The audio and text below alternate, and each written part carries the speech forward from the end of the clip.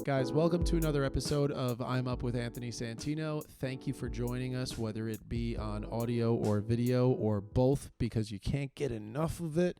Coming to you from one section of my couch. I had a great conversation this week with fellow comedian Zach Koscuik. I'm going to get to that in just a moment. Going to make this a very brief intro. We did a lengthier episode, but it flew by. I had such a good time. I think you're going to enjoy it a lot.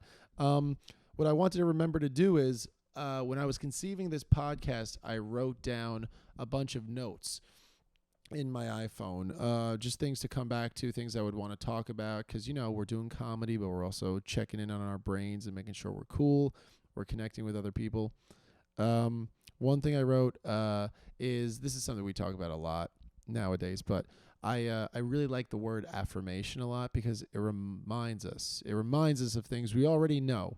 It's like giving us the credit of knowing something, like, you know this, but just remember, don't forget, because I know I forget things all the time. I don't want you to forget. Sorry. I haven't had dinner yet. And we just did a almost hour and a half, 2 hour podcast. So, you know, it is what it is. I'm going to eat soon and maybe go for a run. It just rained a little bit. It's nighttime on a Sunday. But yeah, that's one thing I want to get into right before the episode. Just remember to give yourself good affirmations. Be nice to yourself. If you're mean to yourself, be nice to yourself. Because, you know, that might be a corny idea. If my upstairs neighbors are hearing me record this, they might be like, look at this guy with a podcast, you know, what an idiot, right? No, but I'm getting a lot out of this podcast, and I remind myself of that. I remind myself to be in the moment, be present, and enjoy what I get out of things.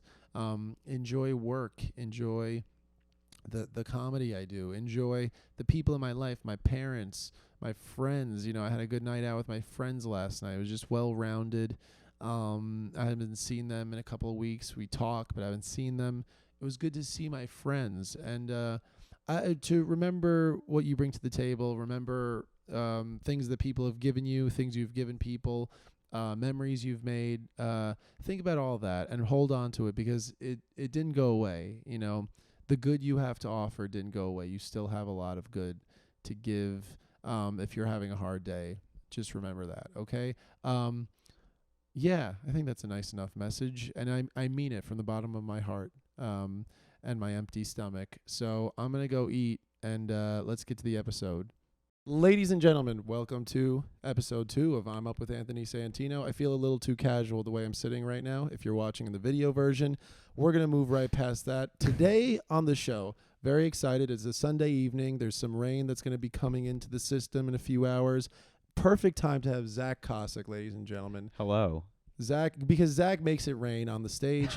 He's a stand-up comedian. Yeah. Where are you from? I think I know where you're from, but just confirm it. Sure. I like the fact that you were like, make it rain, which is very indicative of my short white point guard style of how I do comedy. So it works out very well. We know you can shoot. I look at you. Listen, leave me open. It's going down. All right. That's how it is. But so I am originally from Syracuse, New York. Yes, that's what I thought.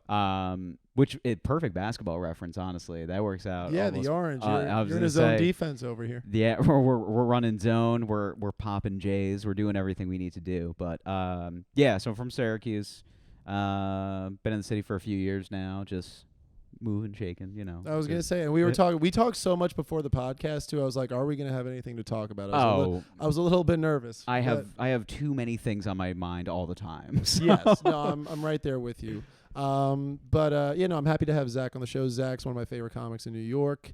I was thinking about people. You know, I had a white guy on last week. I was like, you know what? Why not make it 2 in a row? Let's double down. Why not? Because that's what people want. They want more white people on microphones. Yeah, I think they want more. I think white males. I think that's what they. If you took a survey of what people want to see on stages, I think it's a lot of white men. Yeah, there aren't enough of them, and they want more. So I'm really happy to have you here. That's why you're really filling a good quota for me. The diversity portfolio is stacking up to the ceiling right now. Did the last person have glasses? I was considering asking you if you could turn black for this, but also yes, the last one had glasses. I can do characters. I just don't know. Right. I don't want the algorithm to get angry. I think if you do like a specific person, I think that's going to be a conversation we have over time. Like if you do a specific person, Sure. like I think it's fine. I think you just do general blacks, and there could be an issue. That arises, Yeah, then I'll stay away from it.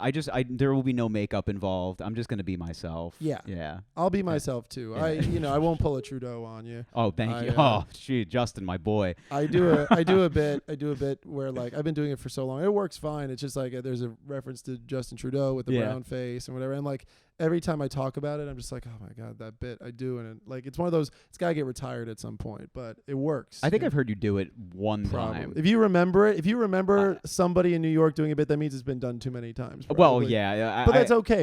We need to hold on to. We've done a things. couple of things together, a couple shows together, and I definitely, if it shows up in 10 minutes of material that you do, I'm probably have heard something. Most likely, yeah. If I feel like I'm either not drowning, but if I feel like I need to hit things that are comfortable, cozy, like the sports fandom, sports T-shirt little run I do comes into play. Always good. Yeah, you have to go for it. So anyway, I have Max. Max was my last guest.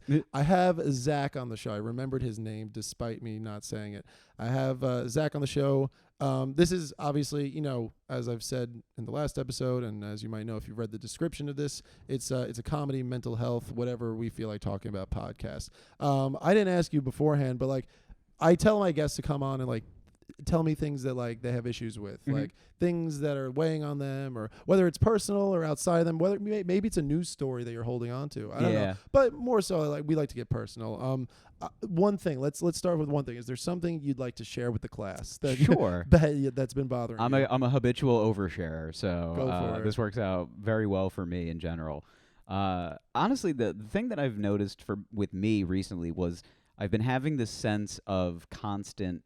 I would call it I'm more keenly aware of me trying to be more accepting of others and them accepting of me. Yeah. Where I feel like I am kind of trying a little too hard, and I've noticed that, and it's not something that I've ever noticed before until recently. Do you mean like through your whole life you've tried really hard to be accepting of people, or you're I think I'm starting to that? realize it because I've always been kind of like this class clown type of guy where I was never like the biggest guy. I was never the athlete. I was just kind of I always wanted to make people laugh, and I was always just kind of like the guy in the group that like, oh, good, Zach's here, so there's going to be comic relief.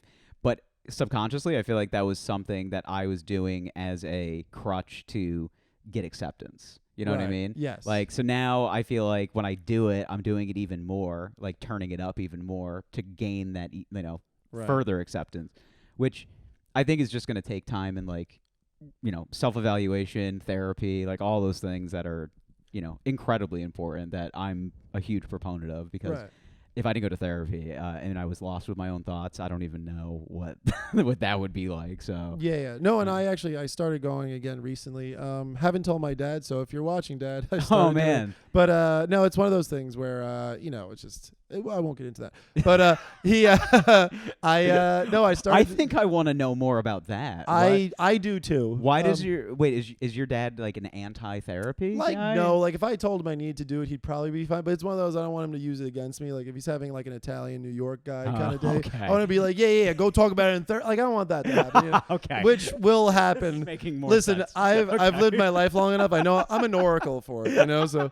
So just, hey, Dad, if you're watching, we're making jokes, but don't worry. That's awesome. That's pretty much how it goes. So it'll be weaponized. But, he's great. Shout out to my dad. Yeah. He's a great guy. Great. Shout out Mr. Santino. There we go. See, he knows your last name. Yeah. That's when you know. But no, I started going again recently. And, it's like, listen, I'm going through stuff like anybody, up and down. For the most part, I've been feeling all right. But, I don't want to talk about every episode ever. It went through a breakup in June. But we're cool. Like, I think we're on good terms. Everything's chill. No real issues. No blow ups. Just, How long were you guys together?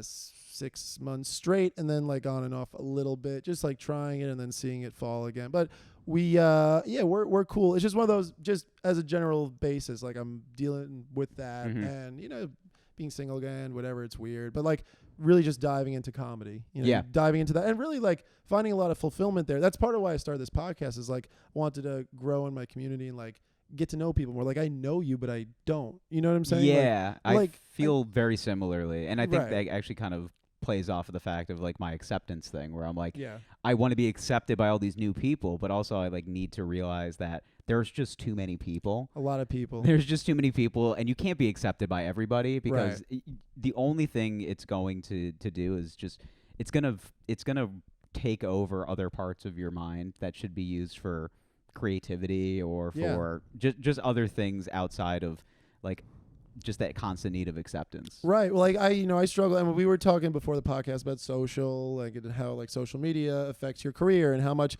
it's like kind of an albatross where you need it. Like a lot of pieces of it are unhealthy. Unless the algorithm's listening to us right now, then I love you, Daddy Algorithm. But shout out to the Big Daddy Algo. Yeah, big father. Did I mention I love Instagram? I love Instagram so much. I love hashtag Instagram. I love hashtag YouTube. I love hashtag TikTok. Give me a big hug. TikTok, big hug. Maybe a little kiss on the cheek if we're European with it. Shout out to Twitter X. I love you. Yeah, Twitter X Twitter. Whatever Elon wants us to say first. What do you think he's gonna start like kind of like banning people if they use the word Twitter?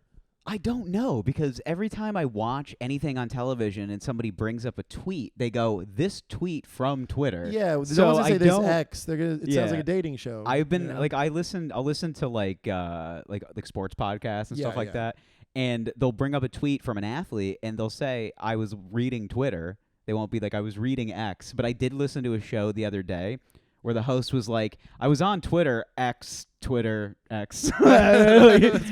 just didn't know what I would do it. He's like, but they still call it a tweet. Like it's not even.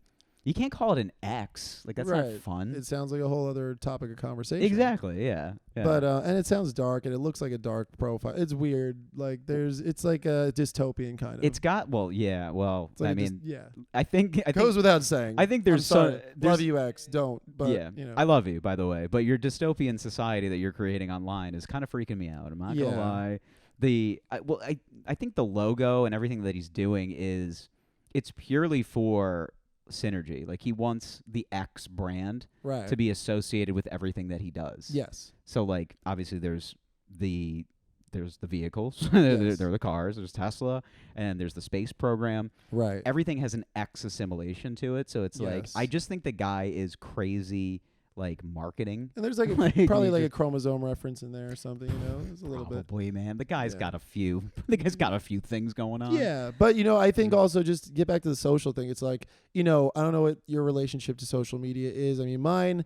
It's not the unhealthiest, but it's unhealthy enough where I feel like it has a fixation, has a hold on me. It affects my mood. Like, if you're on it too much, it's not good for you in certain ways, and then you're just like, oh, I'm spending hours of my day kind of clutching to this, checking it instinctually, not even thinking about it. Yeah. And then like it seeps into your subconscious where you're like, oh, like my mind has changed, my mood has changed because of this, and we still just go back to it. But again, we do stand-up comedy. Yeah. We try to get through with sketches and other things. We don't want to burn our material. We're trying to post things, and like I'll post something, and then if I think it's not good enough, I delete it, and I do all that stuff. I don't know. What's your current relationship with it? It's an addiction. I think it's something that. Do you get the screen time reports at the end of the week? I do. Oh man, mine went. Okay, so Where are you at? What's your screen time? So much, man. Half of a day. Like of a 12 24 hours? Yeah, of a 24 You have a 12 hour hour screen time? 12 hours of screen time. I have 5, and I thought I was a bad person. No, I had 12 hours screen. Mind you, I also forgot that I didn't turn off my lock screen. Yeah. Because what I've been in the habit of doing is like if I want to like record a set or something, I just keep my lock screen open. Yes. So essentially my phone is just never turned off. Like, right. the screen is just always on. Oh, so part of it is just you're leaving it open. Exactly. So okay. So I don't think I'm fixated on my screen 12 straight hours. But how many hours of that do you think you're actually active Probably on it? half. I'd say 6? probably 6 hours. Okay, it's one of those where it's like, I can't say healthy, but I'm in that realm too. I think that's normal for what normal is now, And also, when it goes to like saying normal, that's like there's a justification to yourself. Like, Right. look how much We're all look drones now. Or yeah. like you go up to your friend and you see that he's like, dude, you've been on there for 8 hours. Oh, Right. I'm no worse than this guy, or I'm not as bad as this Right, guy. which is sad. I mean, because then it's like, there are instances where, because we're like competitive beings, we have these like tribal and carnal instincts and stuff from like ancient times. It's like we do see someone else doing poorly. We're like, all right, I feel a little better about myself. Yeah. And you shouldn't, but it's just what it is. Like, I have empathy. I have like too much empathy. That is like one of my issues, I think. Is like I'll put people I don't know before me, or I'll be like, oh no, it's no problem. I'll do like that passivity sometimes. Yeah. I'll stand up for people and for myself when it really matters and like shit hits the fan. But yeah, what was I talking about?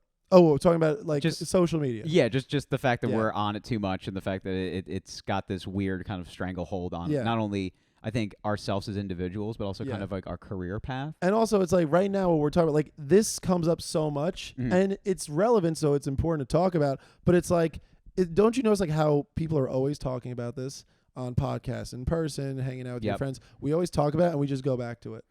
Yeah, well, but there's a reason. It's like, the definition of addiction. I mean, it's like it's a drug. It's to a point where I couldn't imagine. Like if I just went cold turkey off of social media, it would feel like I would have that feeling of I'm missing something in my life. Right. Or I'd be like I would have to go to rehab. Right. But then there's to a just freedom. get it out of my system. Yeah, there is a freedom when I don't have to be on my phone for a couple hours. I usually always have it on my person. Like I do stand up and then I teach tennis. So when I teach tennis, it's good because there are times where I'm not looking at it that much. Sometimes I'm on the court and unfortunately like I use it as my watch.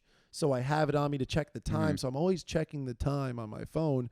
But there are times where I play and I'll leave it on the side, and that feels amazing because I'm like, oh my God, it's just me and nature right now. Yeah, what a beautiful how thing. It should be and how I'll never have it. You know? It's basically. It's like, this is my watch, but it's also my everything. Yeah, like, but then, of course, we just said it generally speaking to start, but it's like we use it for our careers too, because it's like you share your shows and people will buy tickets to your show, or like, we're like just we're in the trenches. Like we have good things happening, but it's like, we're still climbing.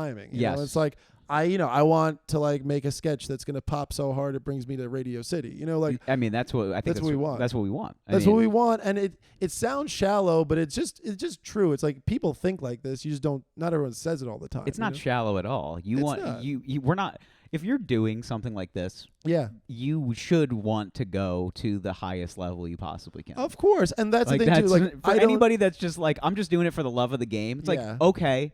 No, you're not. Right. And I don't know if if you are, I'm sorry if I'm coming off like that, but I don't think you are a little bit. Right. You know what I mean? But one thing too, and I forget, I don't think I said this on episode 1, but it's something that's always recurs in my mind. Like PSA to anybody listening or watching, or like if you're in comedy or doing anything related to a passion, like don't be an open mic host and say, yeah, no one here is going to make it. Did you ever have that? All the time. Dude, that's happened only a handful of times. We're doing comedy in New York City. Right. Man. I've had a host. And listen, granted, the guy with the last one I remember doing this might be in his like late 30s, 40s, whatever. He's more advanced, we'll say, right? Yeah. But he was like, that all is right. literally the nicest way you could say it. Yeah, and he was like, he's more advanced in life. Yeah, he's got a few more days seen behind some him. Years, yeah. Yeah, he's seen them. He's got experience on the resume. But this guy was like, yeah, no one here is gonna make it. Never tell people they're not gonna make it. You don't know what's in their head. You don't know what they're capable of. I mean, also don't know their mental state. Right. You could trigger somebody into doing something very drastic. Dude, they're late bloomers. I mean, Rodney Dangerfield. Rodney. That's the classic one. I mean, he was, in his like 30s or 40s before he even started. Wasn't Gary Shandling 36, 37? Probably. When I he know started? about him. Like I know Larry Sanders Show. Like I know he exists. Yeah. I don't know too much about Gary Shandling. Don't crucify me, comedy people. I'm not even. I am a Gary Shandling fan from the aspect of just everything that I used to watch, especially like in the 90s, because I was a 90s era everything. So the Gary Shandling Show, that was a little earlier. obviously Seinfeld and all that. Right. It's ingrained in my memory Yeah. bank. So it's, No, I know. I mean, he's tied to like all those people. I was watching a piece of like a documentary that was on YouTube the other day. He was in the green room with like Seinfeld, Chris Rock, all these people. Kevin Nealon. Kevin Nealon went to my college. Where'd you go to school? Sacred Heart University. in Oh, Connecticut. okay. Yeah, he went to my college. I think he played like soccer and football. And what's cool about him is like, you know, he like grew up in Connecticut, like in Bridgeport, and you know, it's just like he just knew he was gonna like do stand up. Yeah. Back before like they had like internet. He's one of my favorite. Just off kind of when he does the kind of the passive type of comedy. Yeah. Where he keeps kind of harping on the same tag and the same punchline over and over again. Yes. But then he'll like bring it back to this kind of like sarcastic remark in everything that he does. Yeah. And it's just like that is like this is the perfect definition of I'm just kidding. Yes. Like it's beautiful. It's great, you know, because he makes it obvious that like you're in on it with him. He's just like being mega sarcastic. Yeah. He posted a bit on his Instagram last week. I forget what it is. My recollection of bits. That's why when you said like you remembered one of mine, I was like, oh yeah, that's information overload. Yeah, there is an information overload we exist in with stand up. But no, it's oh my god, dude, what was I saying about like how did we get into talking about Shandling and all that stuff? We were just talking about late bloomers. Oh, and just, like, yes. The open mic host that was basically saying like you're Right. not gonna make it. Yeah, that's like I think that's the absolute worst thing because the thing is this, like I deal with like depression, like it comes in spurts on and off, but I really am grateful. Like I have a lot of optimism too. Like I have so much optimism. That's why I do this still. Is like I remember doing my first open mic. It was like, you know, I remembered all my stuff. I didn't drop anything. I did the bits I wanted to do. I was like, I didn't feel amazing at this, but I know I can get better. Yeah. And like, you know, I got laughs. I think in reality, like the stuff, some of it worked. And like in real life, in my head, I was like, oh, they're being nice to me and like just laughing. Yeah, and nice. that'll never That go away. Right, and that Yeah. that still happens. Like it's I mean, only gonna get worse. you still have that too, where you like, I mean, always, man. Especially Yeah. when I try something brand new and it gets like Right. a decent laugh. yeah, Especially with you're like, oh, they're just being nice to with me right now. strangers. Yeah, When you get a decent laugh on something that's brand new, I'm like, what do these people not know comedy or something? is there anything new Yeah. you've done that you remember or want to share? Like you don't have to do the bit or even I did, yeah. What's something that you had that feeling with? Do you I know? just did a comedy festival a couple weeks ago. Oh, which one? In Maine. Oh, the Yeah, Portland, Maine. Portland, Maine. How was it? Shout We out. actually might have talked about this a little Yeah, bit. honestly, it was fun, man. Yeah. I've never. I Shout out, Daddy Portland. Yeah, Maine. Portland, Maine, Yeah. as a city does rule. It's a Great lot city. of I was fun. there with my mom a couple of years It's ago. so fun. Yep. They're fully recreational when it comes to the marijuana, which is also a mental health thing that Yeah. that I do believe does kind of help put me back on track. Yeah. Do you still smoke? Yeah, consistently? Yeah. so I mean I'm a recreational user, but also like I have some medical conditions where I actually use it to help with that too. Right. So but you know, hope no one's listening. Yeah, I'm no, not- you don't have to just talk about- kidding. Looking right into a camera. No, you're good. But yeah, no, I definitely do. But there, HIPAA, it's like HIPAA. it's so readily available. I think like we did. I did 2 shows inside of weed shops. Oh yeah. which was a ton of fun. But When did it get legalized up there? I think a year ago. It was right around Yeah. right before New York. Okay, So they got part of the boom. Yeah, and recently, I mean, there's a dispensary every block. I mean, Right. it's everywhere. There was a cat themed dispensary. cat themed. They had little cat treats. They were cat treats for humans, but they Oh, were okay. edibles. So they're grooming humans to be like kitty cats. now. Exactly. They're just like, we'll just get them so high that they'll just like rub up against a wall for a Yeah. while. Like one of my grandma's cats. Yeah, you're just like, is he high or is he just having a really nice day? We don't know. But Yeah. How do you like festivals? so this one was one of my first. I've only done like 2. Yeah. Because I was always a little precautious about festivals because I didn't really know. I didn't know if it was just kind of like hey, this is a good way to kind of meet and greet some Yeah. comics from around the the U.S. or wherever else. But I liked what they did was they had social events so you could meet people before you went up on stage. Right. And then when you did get up on stage, just the nuances of all the different shows. We did this, ironically, I did this show at a guy's house where he converted a double wide shed into a comedy club. Really? Legitimately put like 50 seats in this room. Oh, that's awesome. And it was great. Is it like does he keep it as a comedy club through the year? Or Yeah. Is he just, oh, wow. Yeah. What's it called?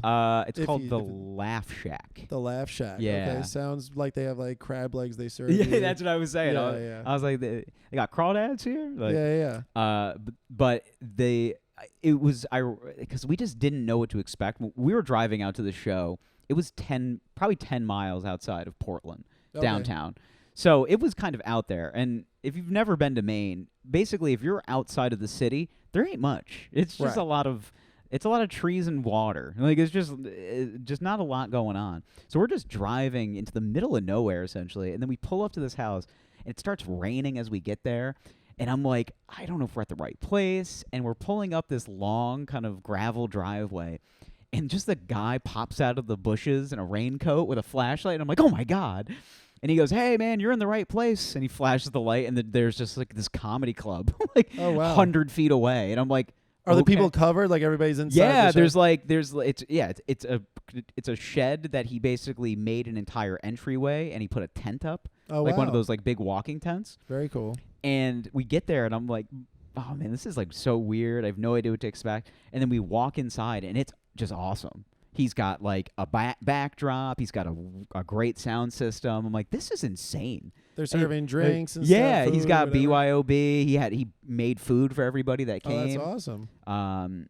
Yeah, and it was basically, like, his friends, but then also just, like, some people that were, like, at the festival, and they're like, can we come to the show? And he would just RSVP them. Nice. So it was completely like unexpected, but I did the show, and one of the comics dropped, and it was the guy that was supposed to go up before me. Oh. So the guy hosting had to scramble a little bit, and I didn't get like my lead time. So he goes, all right, your next comedian, I hope he's ready. Give it up for Zach Koscuik. And I'm like, So I had to run. Running? Literally, I'm like running to the stage. I'm dodging lawn chairs. Like I'm just like getting up there. You're kicking people in the back and of I'm the like, head. all right, guys, got to record this. Give me 1 second. And then I settle. And then I do kind of my intro, and I'm like, hey, guys, how's it going? And nothing. Yeah, nothing? Just stunned silence. Oh, they weren't amused by you being all like flustered. Yeah, and I was like, guys, I'm not running a bit. I was like, I'm pinch hitting right now. Right. I was like, the guy that was supposed to be here missed his spot in the rotation. It's my turn now. And I just went through it, but I ended up starting with a new joke at the top because it was something that I'd done at a previous show at the festival, and it worked really well. What is it? It's like if you don't want to. The idea you could do. The maybe. idea. So I'll give the general premise. The general premise is I tend to react to things that don't elicit the reaction that they deserve. So like for example, I tend to like get really excited about things like doing my taxes. Right. Like I did my own taxes, and I got way too excited about it. I'm excited for you. Yeah, thank you. But it was because I got back a little bit more money than I was expecting. Yeah. And then it kind of just goes on from like a story perspective from there. But like I feel like I'm the type of person that I don't get excited easily. Same, yeah. About like anything. Like my friends will go to a restaurant and they'll be like, this is the greatest dish I've ever had. I get like that in my head, but not visibly. You wouldn't know it. I try to express it more. But I just got super stoked on numbers. Yeah. And I was like, all right. So, and that was my thing. Or I'm like, am I broken? Or maybe I just get excited about like the financial aspects of it. I don't know. Like it's just well, it has a bearing on your day. You know? Sure. It's just, but it was so weird. But did it hit for them? It was received very well. That's good. So you got them. Yes, they were like, all right, and it was a good overall, very good set. You always know it's a good set because strangers come up to you. Yes, that's how you know. Yes, like it's you go outside. Strangers that are comedians, and then just like random people. What they'll always do, it's the MO of they'll say, hey, great job. Hey, you remind me of. Almost always. Hey, you look like so and so. And I was like, how about just good job? They like you though. I know that was good. I'm not good at taking a compliment. You ever to get begin with, so it's nice when you get that. I've had a couple of those recently, but more so like what happened to me a couple weeks ago was somebody came up to me and they're like, hey, great show. I was like, thanks so much. They're like, who was that guy that went up before you? I was like, doesn't that feel so good? Brutal. Do you ever get that? Or are you just amazing and no one? Well, especially because like as a realist as well, like Yes. I know that anytime I'm in a room with like certified headliners, Yeah. I go, that person is better than me. I know they are. Right. Right. They right. are because of the track record. Yeah. You also have to have that like inner dialogue, Right. being like, this person is as good as they are because of the amount of time, Right. and also they are just good. Like, yeah. And there's an excitement to that you could get competitive, be like, oh, I have some stuff I want this to get better. Or Yeah. I'll either punch this up or I want to write something that good, you know? But also, like, I feel that if they're not in the room when you're up and you do well, Right. it hurts. Oh, you mean the really Like, good person? Yes. No, I know. Like they're like an earshot away, but they're going up later. Right. So they're like, man, I wish they were in there because they would have actually saw me do very well. Yeah, And like I don't know, at my comic strip audition, I don't know if the booker or the owner was even in the room, and honestly, all good. yes, It was one of those. It was like I had the weirdest. Like I did like fine, but Mhm. not good enough to like get past or get looked at. And I Sure. was like, I don't know if they're in here. I don't think they are, and that's probably better. yes. And I think I'm just also maybe even saying this just to like cope with it. They might have been there, you know. You do whatever you want, man. This Whatever is your show. You can do whatever you want. I'll edit it to be like I'll put the hologram of them here, and they'll be like I- they're past, you know, like just start talking to them, just being like, a pet, so like the miniature. So what did version you of them. really think of me? Right. You think I have the? You think I got what it The takes? chutzpah. Yeah. I think you got what it takes, kid. This city can make or break you, but I'm telling you, you just keep at it. You're one of the good ones. It feels like that, man. Yeah. So wait, how long have you been in the city now? Not to just do years and numbers. And stuff, 2 but years. 2 years in New York. 2 years. 2 years at the end of the month, if we're gonna get technical. But Yeah, 2 years. Oh, happy almost anniversary. Thank you, I should thank get you some kitty treats that. I get don't you know. high Yeah. and What do you stuff. do for that? Do you post on Instagram and you're just like 2 years in New York? Year 2 and a picture of you Year like 2. tailed up from the stage. Yeah, Like, I don't- I don't have any glow up photos. I'm not one to. Probably might. You probably do. I gotta go through my. I have to go through and do a photo dump because I'm just running out of space. So yeah. you just get.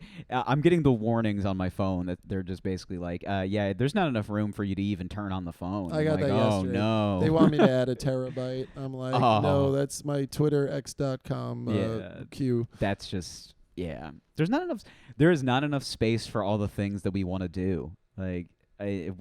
Obviously, it can be found, but just on your standard devices, no chance it's gonna make it. And I'm even torn 3 on months. like, do you take a lot of photos and videos like when you're hanging out or doing things or finding new experiences, or do you treasure that? Or lately? Lately, you've been doing more of It's it. honestly, it's a therapy thing. Okay. It's been my therapist and I kind of talk about stepping back and taking a look around. Yeah, Because I've never been good at it. I feel like I've taken New York City for granted. think so. Because I was out with a non-comedy friend, and they were just so excited to just do the things that we were doing. Yeah, what to and like go to shows and We stuff. we were just we went to Central Park, and then we just went to like just Oh, I lit up- see. Like being in. we New had a York. New York day. Just being in New York. Yeah, yes. and we like went to not Roosevelt Island. What's you ever been to Hunters Point Park over in where the Pepsi sign is? yes, over in yes. Queens. Long, yeah. Long Island City. Well, yeah, you know, basically. yeah, Long kind I- of. yeah. Yeah. That was it was like my first time over there. Yeah. And I was like, man, the skyline itself was like wonderful, but like also just the people around, like they just were all happy. Yeah. And I had never been in a park where everyone was happy. Yeah, like there it's was no sense of like what's going I'm on. like, where do they find that? How can I get Exactly, yeah. And I was like, this is really nice. it? And I just took a bunch of pictures there. And yeah. I was just like going through my like my photos the other day, and there was easily 55 pictures from that day. And I was like, Really? wow, I really just took a step back and took a look around. Like, That's and good. it's But you're taking like active pictures where you feel like you were in your head appreciating everything. yes, yep. Well, I that's was- good because you could easily go the opposite way too. People could just take pictures and be like, "I'm not here," Yeah. but you were here with them. Or you're just like, this is purely for the gram. Like you're That's- going to the Springsteen concert and like this Yeah. versus like I took the picture but now I'm enjoying it. Yeah, no, I'll do like one little like, hey, selfie, I'm here. Yes, But otherwise, it's my surroundings. Like Yeah. I basically want to show off what I'm looking, like where I'm at, what I'm doing. yeah, And also, I mean, I guess if you're doing anything like that on social media, there is a bit of selfishness to it because you're like, look at the things I'm doing, you know? yeah. Kind but, of, you know, I'm doing it's- some cool shit over here. Like, right, like that is a frame of mind to look at it. But also, I think it's fine and justified because like it's good to share things. Sure. Like, it's good to just share. I think they call it a share and that's like a nice soft word for it. But it's true. It's like you are sharing. And Yeah. if you're not like, hey, look at my Nobel Prize or my gold medal or my grand, like you're not doing like flashy you stuff. should. But also too, It's like, actually encouraging. You're like, I'm outside with people. You can do this too. Let's go. Yeah, that's sweet you because I certainly need can. to do more of that. Like, yeah. I have friends, and I'm curious. Do you feel like you have a good community of friends, whether it's in or outside of comedy? I think I think I do overall. As I've gotten a little older, I don't think we communicate nearly as much as we used to. But also too, it's difficult it's difficult as a guy to meet other guys. To be like, hey, do you want to have a platonic male friendship? Right. It's such a hard. You feel like you're flirting if you talk to a guy. Yeah, I feel like I have a harder time having a conversation with a guy than I do with a woman right now. I think so too. That's like, it's just like being here, sitting on this couch with you right now. It's the most intimate conversation I feel like I've had in 2 weeks. Yeah, no, that's what I was going for. I'm just like luring people into my apartment, basically. We have it on video. So is this recessed lighting? It's wonderful. Yeah, this kind of feels a little Black Mirror right now, but you're still alive for now. But oh, good. Yeah, good. Yeah. I noticed the bathtub. You didn't drain the water in there. Yeah. If you see me not crack a smile for a few minutes, I just have my brain running a little bit. Of course, yeah. No, it's good. The door's unlocked. Yeah. You're good. Oh, for now. perfect. If you need it, just I should put an exit sign back there too. But I would. The yeah. fact that there's another door back there is very nice. Yeah. It's good. Escape plans. That one's actually double locked, so you'll have to do. Yeah, man. You'll have to fashion a hatchet out of something to get out of here that way. But you don't front know. door's good. I was gonna say, all right, well, like I got to test my 40 time, I guess.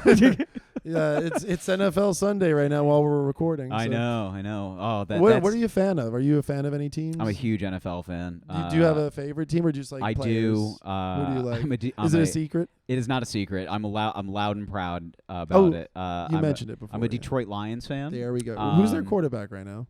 Jared Goff. Oh, they did the little switcheroo. They did the little switcheroo with Matthew Stafford. Yes, I like Goff. Goff I do. Is good. You know what? It took me 2.5 years to come around on him. Really? But he's just consistent, just good. Always good. Is the guy who is in Matt Patricia or whatever? Is he like the coach? Nope. He's gone. Brand new coach. Who is? I love the coach. Who is it right now? The coach is his name is Dan Campbell. Dan Campbell sounds like a soup. He sounds like a soup. Chunky. He is tomato. He's a veteran NFL player. Played for a bunch of years. Total like player turned coach. Yeah. But he's just such a. The best way I've described him to my friends is he's a professional wrestler that's masquerading as a head football coach. Okay. Like he has that like. He's like he has White that, Dion? No, it's like it's more guttural. It's more like guttural? He wants to like break down the opponent. He did this press conference to start his tenure with the team by saying that he wants to go take everybody into shallow water and start biting their kneecaps off. So this guy is like, I'm like, this guy is controlled chaos. He's like, I'm an NFL head coach. This is an epic position to hold in life. I'm not letting it go to waste. No. And now, but when I was watching the opening press conference, I was like, not only do I want to run through a wall for this guy, but I also too have a taste for kneecaps. I don't know why. We tasted kneecaps, and now we want some more. Now I want a kneecap. But kneecap tastes good. Kneecap tastes good. That's basically that was the crux of the entire press conference. It was just like kneecaps are good. But he just is he rules as an individual. How'd you get into the Lions, by the way? That's such a weird thing. You're from Syracuse. I'm from Syracuse, and you wanted to bring yourself down into a deeper hole. Yeah. Like, so the full I guess patriarch is born in New Jersey, lived there for 3 years. Okay, you're gonna make it. You know why you're gonna make it? Because I'm from New Jersey. No, you're born. You were born somewhere and then you moved right away. Yeah. Like that's like Michael Jordan was born in Brooklyn, but then like 9 days later they're like, yeah, we're going to like North Carolina. We're going to the sticks. If you're gonna make it, you got to be born somewhere and then be relocated right away. Immediately. They need to give you that quick travel adversity. Yep. Yeah. No formative years for making friendships or anything within that. But so we moved to Syracuse and then just suburbs. I lived in a few different suburbs all around Syracuse. Oh, really? Why'd you guys move so much? So Dad got a job. Okay. And he was in like manufacturing. There's a ton of manufacturing jobs in Central New York because they're making Syracuse orange jerseys. No, we were one of the biggest. This is a great Syracuse fact. If anybody ever needs one, we were one of the largest printing presses in America. Oh. So my Okay. dad actually worked for a paperboard, and they would make all of the newspapers for like, I think 3 or 4 states. Oh wow. And it was just a huge, just giant, printing press, and then like all of these giant machines, and then it was all that and distribution. Nice. The So, Benjamin Franklins of the North. Over Yeah, there. crazy that job doesn't exist anymore. But yeah. but during like the early 90s, yeah, that was like a big thing. And Nice. he was so that was kind of the whole thing. But my dad was a sports like memorabilia collector. Oh, nice. And he was obsessed with Barry Sanders. Okay, that makes sense. And a natural obsession. Barry Sandals. And Bernard Sandals, man. He had a signed jersey. He had every rookie card. He just had every piece of just timeless memorabilia that you could imagine. And I was like, that was like my first like captive memory of like an athlete. I was like, oh, that he must be like the best. Like your first binky was the edge of Barry Sanders' cleat. Basically, yeah. It was Yeah. just like if my dad could have fastened a binky out of a cleat, I think he would have. You're right. Dad wasn't much of There's a, still time. Yeah, he wasn't much of a craftsman, but Yeah. so that was my first thing. So then it became, all right, let me watch this team. And growing up, they weren't that bad. Like they were Right. they were respectable. Respectable, yeah. And then the mid 90s came and things got dark Yeah. very quickly. And that's when I started like paying attention to sports. Yeah. Wait, how old are you? I'm 33. Oh wow, yeah, you like look Yeah. 28. That see, and somebody said that to me the You other don't look day. like a young. I'm not gonna be like, oh, you look Yeah. like 12. You look 28. I think I look fine. You look good. I think I look okay. I'm 27. People think I look 24. Sure. They hit me with a specific age. But of too, course, so. the hat's We're on. all put into boxes. Yeah, over the here. hat's on. There's some balding going on. That's all right. I'm just a man. I'm just a white man in his 30s. This is going to That's all happen right. to all of us. It's going to happen to all of us. I was gonna cut my hair tonight. If you want to take some, let me I know. got a haircut the other day, but I'm getting to the point where it's just high and tight military cuts now. Yes, And they're getting higher and tighter. that's all right. So- West Point guy, Exam- big West Point guy over here. Yeah. I can, I'll just start doing army crawls when I go into places now. And they're like, what is he doing? He's like, he's Why- adapting to his Why surroundings. is he doing burpees by the Slurpee station? Burpees by the Slurpees. Burpees by that's the name of my first special. Burpees by the Slurpees. Oh, dude, that is intended for. That's going in my titles folder. That's a by the I way. was to say that is a comic who is a CrossFit guy too, who is just like that's all of his promo videos. Is he's like Right. I have like sometimes I Bert get Kreischer. sometimes I get cravings, and my favorite thing to do is to go into 7-Eleven and get a Slurpee. Right. But every time I get a Slurpee, I have to do burpees. Do you have siblings? I do. How's that going? So it's going. I was actually with my brother today. Oh, nice. Oh, you were doing like the Yeah, football hangout with him? yeah, so he was in town. So my brother actually is a Twitch streamer. Oh, nice. Yeah, Good for him. That's he's- awesome. Yep, he's a competitive Mortal Kombat player. Okay, he's doing well with it? He is. Yep, traveling to tournaments. He was actually in New Jersey Oh, that's on excellent. Friday. Good for him. That was the reason they were in town. But his girlfriend and their family live on the island. Oh, okay. So they were in Long Island. So I was like, hey, since you're in town, let's go. We'll go to a sports bar. We'll go, get some food, watch some football. He's on his burpees and Slurpees tour. He's on his himself. burpees and Slurpees tour. He There is. we Yeah. go. What's his name? His name's Ian. Ian. Nice. Ian. Right. Ian Yeah. Koscuik. Guys, follow him on Twitch. Yeah. Look at these plugs we're throwing I'm out trying there. to think. I see his Twitch channel has it's they have Pseudonym? they have a good following, but I always forget how to say the name of the channel. What is it? What do you think it is? Well, go with a guess. Ooh, it's And they could search. I think it's Shayu Ryu. I want to say Shayu Ryu. something like that. That sounds like a Yu-Gi-Oh card. It a little does. bit. But that's cool. Why not? It's like I think there's some sort of like Far Eastern aspect to it, but I don't know Yes. exactly Far what it East is. Movement. They had Rocketeer. You know that song? Oh, yeah. Up, here we go. Dude, the name of my podcast is I'm Up with Anthony Santino. Maybe I'll just make that the name, like I the, love the, that. the theme song. I think you absolutely should do that. And then I'll grab some attention by them suing me, being like, "Yo, this podcast that gets 25 views a week. This is a cease and desist for you, dude. Don't- 25. That's a no, good number. Well, I was being Oh, humble. We had 73 views on the first episode. there you go. Yeah, We're moving, self-promotion. we're moving up in the world. We're okay? allowed to self-promote. We're all right? about 4,000 miles away from monetizing, but we're moving up in the world. Okay. Hey, at 3,000 miles to Graceland. We're gonna get there. Yep. Yeah.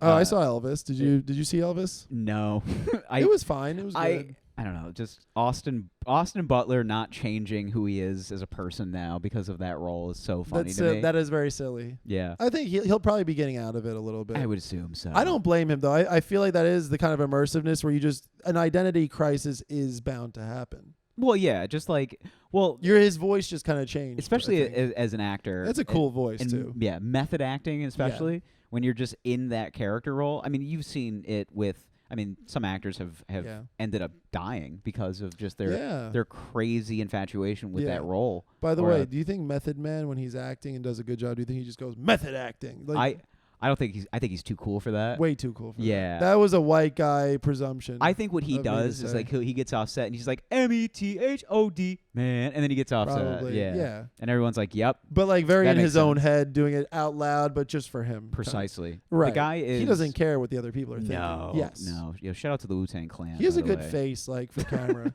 Like, you see his face, you're like, oh, he should be in the thing. He's got... he's a good-looking guy. I mean, one of the best rappers of all time. Yeah. I throw him up there. Also, just like he's also been in like a lot of formative year movies for me. Right. Like, did you watch? What else has he been in? Did you ever watch How High back in the day? No, didn't see How Okay, High. it was just him and Redman. They just... Okay. It's just a... Were they the stars or they were just like in it? They were the stars, yeah. Oh, okay. Buddy stoner movie. Okay. But just so silly. Yeah. And that's all it was. Like, for anybody going there to watch the movie to be like, oh, I'm gonna put my monocle on and put this under a critical lens. Yeah. That's silly. Like, don't do that. You know what this movie's for. It's called How High. Right. The movie's about how high they got, and then they got into Harvard. That's what the movie's it's about. meant to be a specific thing. Yeah, it's a buddy stoner comedy. Like, that's why I don't pay attention to reviews. I want to just come to my own conclusions. I'm gonna judge the book by the cover, the title, what it's about. I'll be like, if I'm interested in that, I'll go. If it's trash, I'll turn it off. I was a big. I love reading movie critic reviews. You do? Because I like how they're very well written. They're some of the best writers in entertainment, critics, but they have this edge because I feel like a critic is the writing equivalent of like just like the actor that didn't make it or like the writer that didn't make it. There's a bitterness to it. There's a bitterness aspect. And it's like, how can you be that mad all of the time? Yeah. For that. I mean, I understand that, life in the world is not great by any means. Yeah. But it's not the worst thing ever. Yeah. That's why I'm impressed by, Josh Horowitz? Yeah. Yeah, he does I haven't Happy, Sad, Confused is his podcast. I mean, like, I'm technically SAG or whatever. Like, I've acted and stuff, but I haven't done like a ton, like whatever. Like, I moved on. I'm into stand-up. But like, I went through a huge phase of like 5-6 years where I ingested a lot of like movie behind the scenes stuff. Yeah. So I listen to his podcast a lot. But for a critic, he's very like positive in a constructive way. But like he doesn't seem to have that like, hidden in the dungeons bashing away at a keyboard. And I think that's important to like come out into the light and be realistic about the expectations that you're putting on these movies and these filmmakers, because I read a review of a good movie. I read an Oppenheimer review the other day. Right. Because it was I forgot the woman's name. She's a pretty predominant writer in the Midwest. But essentially her whole approach to the review was basically just like dissecting Oppenheimer from the actual person. Yeah. Like just being like, she basically said in the beginning of the review, she was just like, I'm not looking at this as Cillian Murphy playing Oppenheimer. I'm looking at this as, this is the story of Oppenheimer and how I feel about him. Yeah, that's not. And I was like, no, that's not how it's supposed to go. You're supposed to look at the actor and how he's portraying the role. And I think they did a good job of like, if you're doing that movie on that subject matter, like obviously tasteful not to show what happened. Yes. Like, like that's obviously good. And they showed like the moral dilemmas that everybody faced in doing it. Like that's, it makes sense that they would. Yeah. But going into the movie, I didn't know what to expect. And I was like, oh, it felt worth the time, the 3 hours. Yeah, it was emotionally powerful. I mean, I was there. I mean, I saw it matinee, like an afternoon in the middle of the week. It was like me and 5 people in the theater.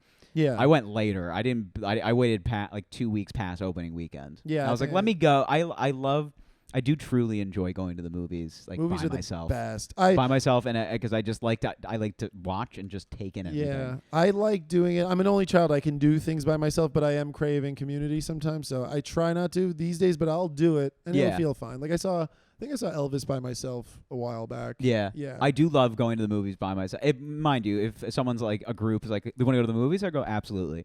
But if it's like a movie that I really want to like take in, watch, like just try to cut out the little distractions, that's what I'll do. Also, like going to a movie during the day is so great. Yeah. Like it's the best thing you can do. I saw Licorice Pizza at Alamo Draft House by myself, and that was a great experience. Yeah. I spent a fortune on popcorn, it's so pizza, so and expensive. I think I got Moscow Mules or something, and which is like that's what's I like. You know, I'm sure people have differing opinions on this, but I love that most theaters are making that caveat of like we're serving food now. Like I think you know, obviously it's more confined to Alamo and like Nighthawk in Brooklyn does that. Yeah. But I like there's a hominess to that. It is. I think that's really nice, and I think that like, I think there was a theater that I used to go to back at home that it was like one of the first of its kind in our area. So it was restaurant on the outside, and then during the movie the staff would come in and ask you if you needed more stuff. And I was like, I do kind of like that, but I'm also like, I'm like right in the middle of this movie. Right. So even just like the little distraction of somebody in the corner or like somebody being like, are you getting your drink? Do you need it? I'm like, I am great. I did no distractions. That's why it's please. good. Alamo gives you those papers. Yeah. And I see like, so just differing, business circumstances. But I was like, that was the only thing. That was my only qualm with everything. But I do enjoy just that aspect. But like I'm not drinking anymore. So I've been. For you. How long has it been? 5 months. Good. Yes. Dude, how do you feel? Overall better. It's also like it's very expensive to drink in New York. It is. And that was one thing. But like, so I have some health stuff, which kind of plays off of the physical affecting the mental. Yeah. So I have Crohn's. Yes. I've had Crohn's for a long time, like 20 plus years. And it kind of comes in waves of like how I'm feeling and, things of that nature. Like right now I'm doing pretty okay. Diet wise is pretty good. Could be better about going to the gym, but I've taken about a week off and I really feel it. Like that's a big thing where it does truly help the mental health to go and do something physical. Yeah, no, it does. Like I'm going to go for a run after this. I couldn't squeeze it in earlier today. Yeah. I'm trying to run if I can every day, or most days. I mean, I've been okay about it. The last 3 days have been good. So are you like an everyday runner? Trying to be. I'm not, but I'm going to try to be because it helps. And also it like enhances, I think, other things you do. Like I do push-ups. I do like a light gym program where like I do like some dumbbell barbell exercise. Yeah. It's like really all it is like things I did when we had to work out in college tennis. Like I'm doing that again a little bit. You can't tell, but also like shout out Juan Nicolon. I had him on a show the other day. Very funny comic from Uruguay. He's a great guy, but he was telling me like he gave me a good little not a pep talk. I make it sound like more than it is. Yeah. But I was saying like, I have a problem like putting on the weight I want or catching some gains. And he's like, no, but it's because, you're a little bit of a taller guy. Like you're not going to put it on as much. He's like me, like, like I could put it on a little bit easier. I have to be disciplined, but I could do it, I like the subtle one. Just like I'm doing a subtle. I'm not going full one. I could, and he's a comic. He could take it, but I'm, I'm not going to. He's so funny. I'm not going to get Gillis on my podcast episode too. The one thing that'll get attention is me doing a Uruguayan accent. Yeah. I'm a little Bolivian, I think. My dad says this. I don't know if it's true or not. Like I think. Do you have an ancestry report? He said my great grandmother's from Bolivia. I don't know if I believe him or not, but I speak pretty good Spanish. So okay. Yeah. Your dad sounds like he plays things fast and loose. And sometimes I gotta be honest, I kind of like this guy. He's got no filter, so he'll be a little too hard with the truth sometimes. But that reminds me of my family a lot. No, you know what it is? I think he's telling the truth. It's just that my grandma's 91 and she's got all her marbles, but she's passionate too. So like, I don't know if she's just leaning into her Italian nationalism or she's like, no, she wasn't from Bolivia. He lived down there, and then but I don't know. We're going to create controversy in my family. I'm just going to I'm gonna let that One podcast episode at a time. One podcast We're breaking episode this at a family apart. Yeah. I like to believe it because I want to claim the South American heritage. So I think you should. I I'm have bits about. You know what? I have no backing in anything, but I think I'm Peruvian, and I have no idea if I am. I just knighted you Peruvian. Perfect. So. I don't know why I wanted to be Peruvian. But the one qualm I have with being Bolivian, because I am, is I don't like the flag. I think the flag could be a lot better. I don't even know what the flag looks like. You don't need to. It's not, Argentina. You're has, like, who cares? Think about any country flag in South America. Okay. They're kind of, no disrespect to Bolivia, they're all kind of better than the Bolivian flag. Yeah, the Brazilian flag kind of. Brazil's great. Brazilian flag. The green is bold. Is the best. That one's great. The Colombian flag is nice. Yes, I like Argentina. Ecuador's solid. Ecuador's got a nice. There are a couple. Uruguay's got a nice flag. Yeah. Uruguay's got a really nice flag. Yeah. I like theirs. They have the sun in there, right? They do. Yeah. I think they have similar colors to Argentina. Yeah, almost, but just the but sun like is sun inside in the there. middle of the. Yeah, I like the little sun. I'm gonna mess this up. It's the Uruguayan. Uruguayan? Yeah, I don't know if you say Uruguay or Uruguay. It doesn't really. I Okay. think they're cool. I think they want us to say it less Spanish because I said like Uruguay the other day and Juan kind of like chuckled. He was like, I was like, oh, I feel like I went a little you too. can be you know. I went a little too hard. I think, yeah. I find that hilarious because of just the amount of Spanish speaking, especially in New York. Yes. Is I'll walk into like a bodega and get like something to eat or just grabbing something, and they're like speaking Spanish, and I like find myself sometimes just a touch of an accent, and I don't even realize it. I'm just like, sorry. Well, what's weird with me is like I just can catching dialect here. I can like understand and I could speak, but when I do it, I feel like a fraud, even if I'm saying the perfect thing in a good accent. Yeah. Like I'll just be like más alta, and I'll be like, oh, I feel like I hear my voice. I have. My voice, I used to hate it, and then I started not hating it, and then I might not like it again. I don't know. But I'm fine with it. You're going back and forth. I am. Yeah. I'm waffling. You're in a love-hate relationship with the voice. Yeah, that sounds like the Fox show. But, like, that's the thing, though. I'll feel like a fraud. But I do speak Spanish, I promise, a little bit. Yeah, I think I have. I've been back and forth. So I had a broadcasting background. So you do? You worked in broadcasting? I did. I did too. Yeah. So the hearing of my voice was something that was very normal for me. What did you do in broadcasting? I was a play-by-play announcer, play-by-play Really? and color commentary. Where about? In college, and then for a year out of college. Nice. Where did you do it? So I went to college. I went to a small state school in upstate New York. We had one of the best Division III hockey programs. Which school? It's called Oswego. Oh, Oswego, Yeah. I was like, SUNY Oswego. Yeah, right? if you're like if you're in the city, people know of like the state school system. Yes. But our hockey program, it was notoriously top 5 every year. Were they D1 for hockey? No, Division III. D3, but like ruled it. But yeah, we probably could have been a low level good D1 school. They'd be D1 schools. Because we would just get D1 D1 transfers that would either, this is not a joke, they would either flunk out of school or get too drunk to stay in school. Right. Like I remember my senior year of college, our 2 top goal scorers, one flunked out, they both flunked out of Big Ten schools. Yes. And one was for basically drinking and disorderly, and the other one just flunked out of school because he's like, his exact quote to me was, I didn't come here to do school. I came here to do hockey. Which I was like, is he from Canada or? Yeah. That there's a hotbed of Ontario for junior hockey. Right. That is, I mean, basically, hockey. Yeah. If you look at every major college that has a an elite hockey program, there's it's like Kingston, Ontario area. Yeah. Kind of like right above Toronto. Yeah. Is just flooded with these crazy good junior hockey leagues. Yeah. Which are basically just guys that graduate high school, and instead of going right to college, they go and play in these junior leagues to kind of hone their craft. Yeah. Or basically to either get professional looks. Yeah. Or go to a really good school. Yeah. Hockey's it's an insane grind, dude.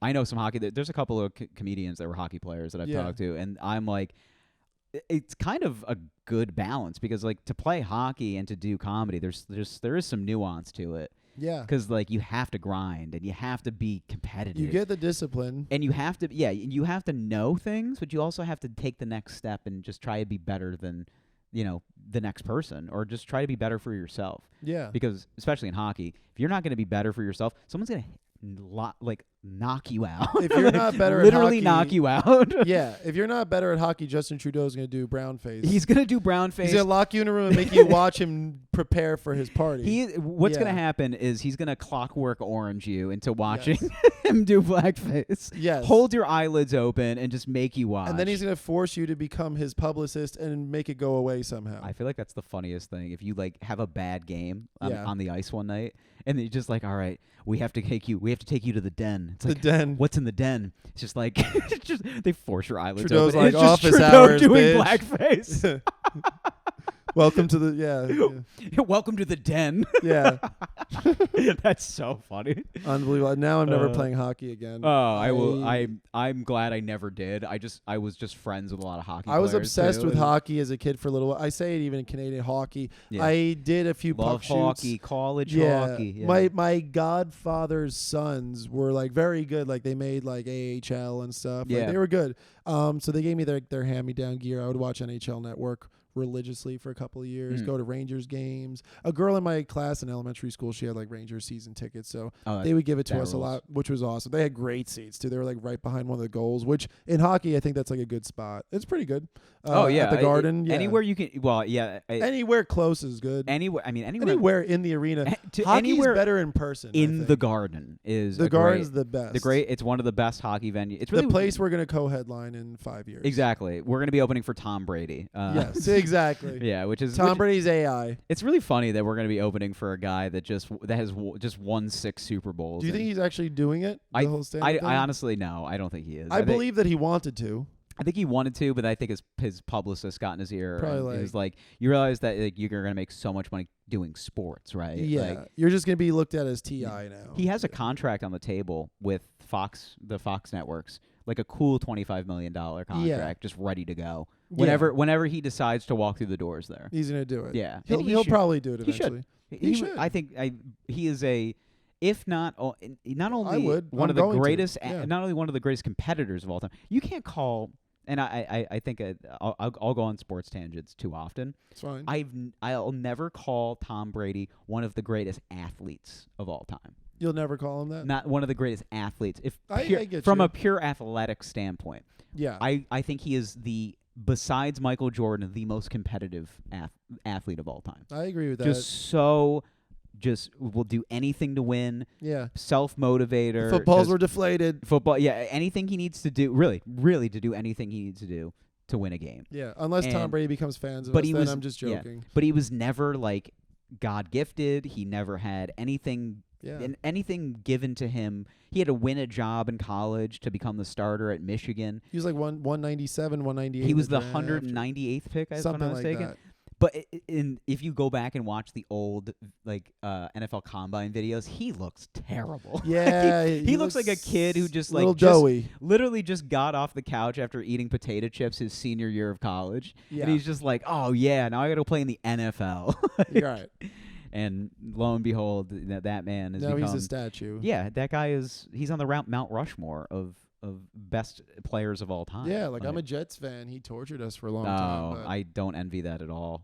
Yeah. To be a Jets fan in general. I mean, you're a Lions fan, but it's better now. Yeah, but to be a Lions fan, there is no hope almost all the time. Yeah. Like you don't little bit. Well, except for you were conditioning yourself for a career in like getting people to say no 25 times before they say one half of a yes. Yeah, basically. Yes. Yeah. So it's like it's give and take. You have to just be prepared for everything that's going to come alongside with that. But yes. But yeah, I don't. It's sports are so interesting because to talk to a person that is like a not a sports fan. Yeah. Sometimes it's like almost so foreign to me. Right. Because I was talking to a friend the other day, who I swore was like a sports guy.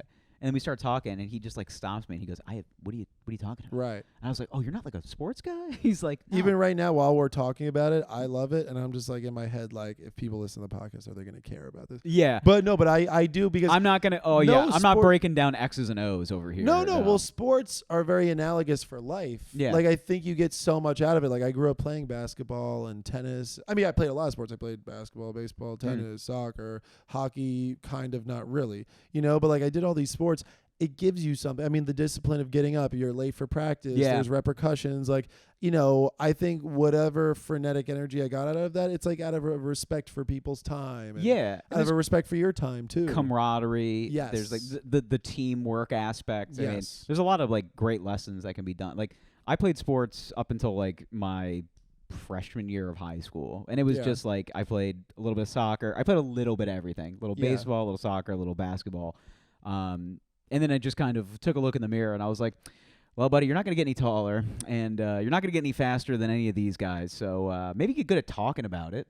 Like, And you did. yeah, and I did. I did do it for a little while, but What'd you do play-by-play for? Which sports? basketball. Basketball. Play-by-play for basketball, and I color commentated for hockey. Did you enjoy it? I did. It was a lot of fun. Just not a fruitful career as far as It could be tough. It's I've got friends that are, you know, quote unquote veterans of the industry at this point now, and they're just in small markets, and they're just barely getting by. There are people who are great at it, but it's hard to like, push through. The guy that I used to call games with in college works for a minor league team, ironically in Maine. And he's great. I mean, I think it's just a matter of time before he like gets a decent like job, like where he gets like a minor league, just a step below like NHL type of job. Yeah. Or he's working for an NHL team when a job opens, because he really is that good. So, yeah. What else? Just to pivot, because I want to cover some things. What else is bothering you these days? I want you to make this like a public forum thing that you feel good about talking. Something that you feel fine talking about. Yeah. So that people can feel less alone if they're listening to this Sure. for that purpose.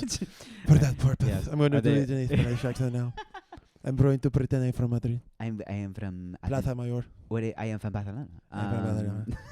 I own a sports bar in Barcelona. I am. A sports bar in Barcelona. I hope people from Spain don't get mad at me for doing this. If they see it, I'm sorry about this. they gave themselves a lisp. This is one of my favorite It accents. is their fault. Their falta. What is really bothering me? I mean, it does change. So it's mostly me. Like, You bother you? I bother me because I feel like I'll self-sabotage, and Yeah. it's because it's so easy to be lazy.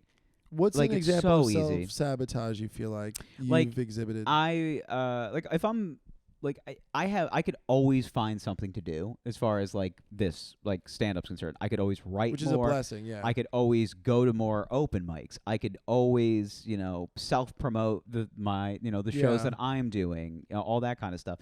And sometimes I just have a day where I'm like, I don't want to do it. But And that's healthy. yeah, and I think it is. Like today, like doing this today has been great, because I was like, man, I feel Yeah. like I don't have any comedy things on the plate today. Right. This is working a muscle too, by the way. I It think is, having yeah. to talk to someone. Honestly, working through stuff. yeah, and this is great. I mean, yeah, and I'm glad. for I'm happy for you think for that. all of the talk of podcasting and everyone just being like, well, if you're a comedian, you just have to have a podcast. Right. It's like, this is therapeutic in some No, fashion. it's great. This It's is not- really nice. This isn't just like to be like, look at us, we have a podcast, we're on a podcast. It's like, it's for me, like I was excited to have this tonight, because otherwise I would just be in my apartment. yeah. Or if I didn't go to a mic or a show tonight, like I was just going to be in my apartment, Yep. maybe cooking my Trader Joe's ground turkey Yeah. with like a podcast or like a movie or show on the TV. Yep. And it's like, instead, no, I'm connecting with a comic I know I like, but I don't, I want to get to know better. And Yeah. like,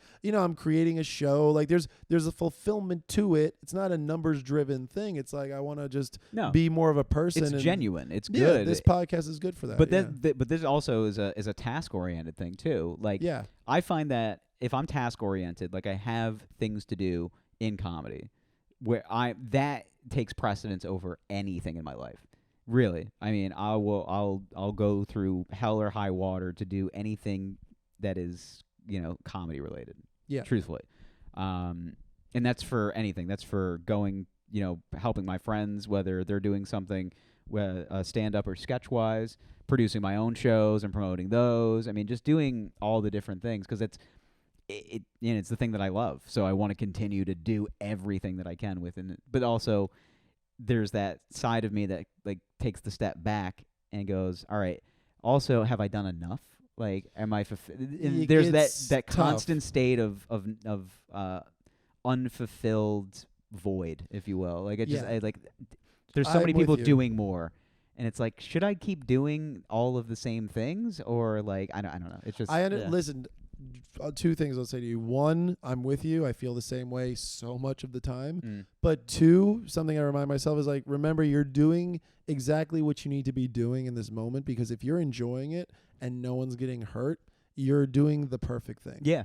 You're enjoying it. You're also being progressive in your day. Whether you feel like you're succeeding or failing in a specific task, you're working towards being better. Yeah. And yeah. you will be better because of that. Like, you ever look back on like a year ago or 5 years ago and realize like how much of a more of a developed person you are? 100%. Dude, I Yeah. think about that all the time. I'm proud of myself. 5 years ago, I would think it was corny to say I'm proud of myself, or Yeah. I would think I was just lying to myself. But I'm really like proud of Yeah. the progress I've made And for myself. That's a therapy thing for me too, because that's Yeah. like self-evaluation, and also telling yourself that you've done a good job, or even just like I've been calling that you're myself a good boy. yeah, who's Not a gonna- good Who's boy? a good boy? Yeah, that's I why have I tussle my hair. Yeah. It's a beautiful I don't it's a have beautiful girlfriend thing that I call do to me myself. Good boy anymore, so I'm just calling myself. I can it. But imagine somebody walking in on me, like in my bedroom, just tussling my own hair. They're just like, "What are you doing?" And I'm just like, "I'm such a good boy. I Yeah. did such a good job. Oh, who's a good boy." I don't go far enough to tussle, but I'll Yeah. Charlie hustle. But Sorry, I had to make damn, these a are rhyme. good. Yeah, you're on the ball with the rhymes and just the can do wordplay. them. It's very As I do it, it feels frivolous. As but I you, do. you gave me Yeah. gave me good fulfillment. Burpee Slurpee is something that is Burpees and Slurpees. Dude, that's a bit. it's not even a bit. It could be. There's We're some- going to 7-Eleven after this. I'll do a We- burpee for Slurpees. dude.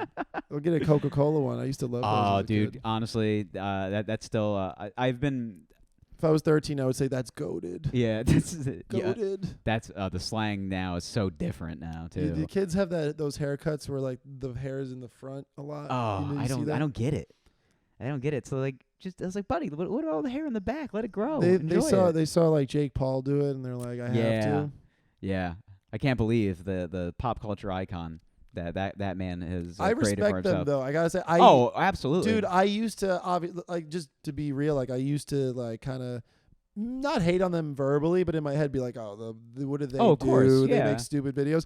I've listened and watched like Impulsive, the podcast. Yeah. It's interesting, and like he had the whole Japan suicide forest thing, like Mhm. which is that was a bad thing, but like the way he's come back from that, and like he has a sincerity in it, like yeah. I think his campaign for getting out of that was pretty sincere. and Sure. no, it's people make mistakes and stuff. But I think I'm impressed by him and them. Probably I don't know a lot about them, but Yeah.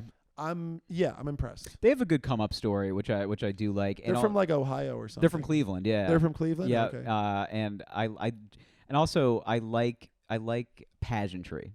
Pageantry's I great. like entertainment. I like basically because I'm a big. You're a like, football coach. I'm as a wrestler. I'm a football guy. I'm a big wrestling fan too. So I love. My dad used to like live with Shawn Michaels. No for real. way. This one's verifiable. All 'cause- right. No, because we met. Like, Now we, I we- have to speak to your father. We've hung out with him and stuff. Yeah. No, he's a wild man. My dad was a boxer. Like he was legit.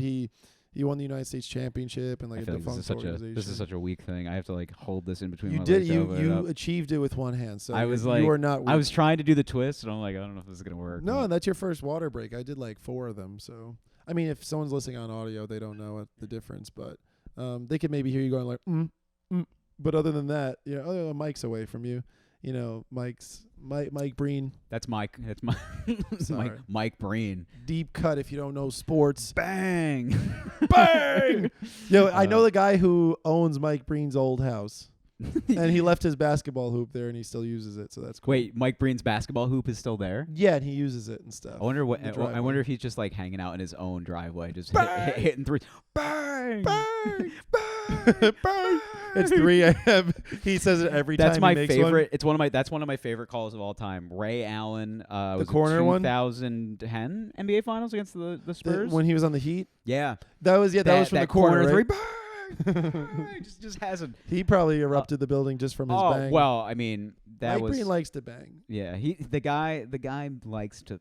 Guys what he likes. He likes what he likes. He you seems know? like such a nice guy. Actually, I know a bunch of people because he lives in an area where like I know I used to work actually in the area he lives in. Yeah. So I know a fair, and I just have a good friend who's friends with him. They say he's awesome. I had a friend who was a PA at the MSG network, Oh, and nice. I was like, Mike Breen. He goes, solid, just just a solid dude. Seems great. Yeah. I think I saw him on the Long Island Railroad once. I could be making that up. Yeah.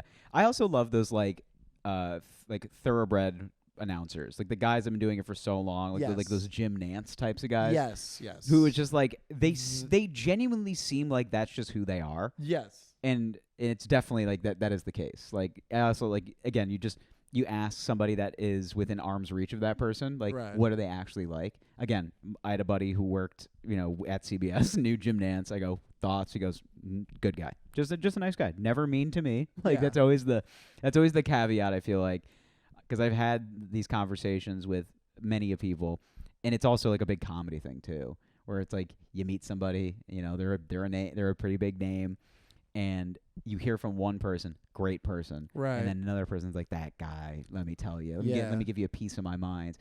And then I look at the individual that sometimes says it, and I go, maybe you're just bitter. They have their own weird maybe you just view don't. on it. Maybe you don't like them because you're not them. How do you feel about meeting comics who are more established? Do you look for it, or do you try to avoid it, or are you indifferent on seeking it? You just when it happens, how do you feel? It depends. If it's like a guy, or a guy or a gal, or them, or a Zach, anybody, anybody. Yeah. If it's anybody that I have good boy, something. Who's a good boy? Can I get a treat for that? It would have felt weirder. I have a couple of bits where good boy is involved, so it would have felt weirder because I have a dog bit and stuff. Anyway, I need a snack, a snack dispenser to come out of here. But all right, I did it. So if it's somebody that I really look up to, where I like. I've had conversations with a lot of comedians that are like at a different level. Yes. And most of the time, very nice people. And I'm like, all right, this is great, but I'm never one to like interject myself in a conversation. I've been intertwined into a conversation that I had no business being in. Yeah. And I just kind of sat there like dumb puppy dog look, just being like, I can't believe I'm like in a circle. Right now, that's probably the better way to play it. Yeah. Though, well, I'm not like, unless they talk to you and want to talk to you. Which is great. Which has happened to me before. Yeah, which is nice. And I'm like, that happens. Okay, sure. Let's talk. No, like what's nice is like there are a bunch of comics, like, if you're on McDougal and you see them and they know you're a comic, they're like, dude, Andrew Schultz is so nice. Like all these guys, Shane Gillis is nice. Shane, I finally got to meet him a couple weeks ago. Yeah. He's awesome. He's great. he's a good dude. Yeah. But there are times though where I did have one recently where I was helping my buddies film something at the stand, and they were like, "Oh, come hang in the green room." I won't say who was there, but they were comics. They were all nice. There was no issues, but there was a vibe in the room where I was like, I could talk if I had something to say. Yeah. But I'm not going to as much, because there was also one instance where I like interjected, like I affirmed something. Yeah. And they were like, "Oh, great, man." And then there was like nothing else to it. And I was like, and then, but they weren't being like, so it wasn't like a bomb, but it was like, they wanted to be nice about it. They didn't want to be like shutting me down. They weren't trying to one up me or, also that's kind of, I find that to be okay, because no, it was fine too. I guess the way that I think of comedy too is like, I think it's, I know my place. But also I think it's totally fine to like interject if you have something. But just like that state of being on and just trying to be funny in front of funny people, I don't think there's anything wrong with that. There's none. That's why there wouldn't normally be. But that's where this. But there are vibes sometimes where it's like, they were doing the thing where they were kind of feeling the moment. They were feeling like talking about things they've done that were like at a certain caliber. And sure, I'm like, I like whatever I had to say wouldn't measure up to it, and that's fine. So I was like, I'm not gonna add to this. You kind of just sit there and are just like, that's so awesome. I'm glad that I've been in like circles of conversations like that where people are just like, by the way, I was opening for so and so, and I was just like, that's great. Yeah, I can't relate to it. I can't relate to it. But my show at Easy Lover last week. Let me tell you. Let me tell you about my bar show in Brooklyn. There were 17 people there. We were packing 17. That's like 7 more than any other show that I've been on this week. Summer's slow. I'm happy to have it come back. The fall's gonna be fruitful. I think I'm back. This is my. I also I'm a big like fall I'm not a cold weather person. I'm a fall type of guy. Fall's nice. I thrive in like 60 degrees. Yeah, you like raking leaves. Like not even raking leaves. I'm just like I like yeah. layers. I like like layers. I need to emphasize. I like a sweater. I like to emphasize the weight of my body with more layers. Yeah. Because I'm a skinny guy, so like the more layers. I feel a little heftier. Like, yeah. Because sometimes I get in my head about like how skinny my arms can be. Or whatever, but like I feel heftier with the baggage light on. I love a light jacket. Yeah. I thrive. I'm a big crew sweater, hoodie. I like those. Just got into crew necks recently. Really? You can rock a crew. You rock well, a crew. it's good for It for a dawned on skinny you? frame. Yeah. Well, I bought I did I did a show on St. Patrick's Day. Yeah. And you do an Irish accent the whole time? I did. Like, let me tell you about his. She said I'm a good boy. Yeah. Oh, I tell you. They're funny. They're different. Like I'm mostly Irish. Like I have a lot of family in Ireland. Yeah, and I stuff. have a lot of Ireland. Like, but you know, well. like I like the people doing like the McGregor Dublin accent. The Yeah. Dublin accent's fun. It sounds very cartoonish. It's very silly. Oh yeah. Like I'm doing a really bad one right now. As I'm doing it, I'm like I'm not even doing it justice. Who are you? Yeah. Like my family and like they're from Galway. Like a lot of them sound like Anthony. Yeah, how's it going? It's very subdued. Like Anthony, very. You know, you go to cafe near us. Not even the best coffee around. You know, like they sound like that. They're more like, yeah, we're by the farm. Maybe we're going to the city a little bit. You know, it's like that. But like up in Dublin, they sound like Cartoon Network on a Saturday. They morning. do. I watched. Did you see that the Banshees of Inisherin? I tried to start it on a plane, but then I was just like, I can't hear it with all the interjections from the pilot. I would. So I was like, it's not even worth it. I would right recommend it because I would just fully did. I like them a lot. I fully did Colin Farrell for an entire week. It's like fun. after I watched, because I watched. After I watched In Bruges, I did that. Another great. I just Amazing I like movie. all of Martin McDonough's movies. Yeah. They're all great. But yeah, just the Banshees, just because of like it's such a dark comedy, Yeah. and every piece of dialogue is so funny. And I was watching it with somebody, and they were like, "How do you find that funny?" And I was like, because of how direct in like right, that's hilarious. it's direct nuance. It's hilarious. Or there's like the spoiler alert. It's not like that big of a spoiler, but like he's talking about like Brendan Gleeson is his friend, Yeah. and he's talking to him, and he's talking about how their friendship is kind of like going by the wayside. Yeah. And he's like, I used to think you're a good friend, but you know what? You used to be a nice guy. You know what you are now? You're not nice. That's it. Yeah. I laughed solidly That for, would do well for on 30 stage. seconds. I was like, that's hilarious. Yeah. You know what you are? You're not nice. Just people from that part of the world have a great sense of humor. Like I saw, what's the movie Belfast? I saw Belfast. Did you see it? I still haven't seen Belfast. Belfast and I feel is like I great. would totally like the it. Yeah. At the end of the movie, the dad's giving the little boy a pep talk, and it's just like the movie. There isn't a lot of comedy, and it's like heavy, serious, but like it's just interesting. Like you're moving through it. And then at the end, he's giving him a pep talk before they have to separate for just a little while. He's like, "Son, I don't care if you marry a Protestant, a Catholic, a vegetarian Antichrist, or something like." It was something like vegetarian Antichrist, and me and my friend just like died. It was because it was like, who came up with that? Like there was like a writer's room of people. Like, just a good line. What's the rule of thirds thing we're gonna hit here? Yeah, it's just like it's like I don't. Great. It's like let's hammer religion, let's creed, and then let's say something a little crazy. Yeah, I think it was vegetarian. A vegetarian antichrist. Yeah, and like now, like I've played it out with my friends so much, so as I'm saying it to you, it's not hilarious, but in the moment, it was great. Yeah, vegetarian antichrist. Something like that. It was something. I like. that. I mean, that's how I'm going to refer to all vegetarians from now on. Hello. Oh, are you one of those vegetarian antichrists? Yeah, they would love that. Oh, I'm sure. PETA's gonna be outside of your Astoria apartment or That's wherever fine. you live. I don't live. Yeah, He doesn't live in Astoria. Don't track him down. I don't live there or anything like that. No, he lives in Poughkeepsie. I don't mind vegetarians at all. I did go on. You have enough comics to back you up. I know. Thank you. Appreciate that. We run deep, but you I did go on a date with a vegetarian a few months ago, and How'd it go? I didn't know when we got there because it wasn't brought up in like the By the initial way, conversation. Good thing if you date a vegetarian or a vegan, Mm-hmm. you are safe. Like you're not going to be the subject of a murder documentary Which is because sick. they don't want to kill animals, and we are animals. So see, this we got a thinker over here. we sometimes I think. And you know what? And that's a great thought because I wasn't thinking that way at all.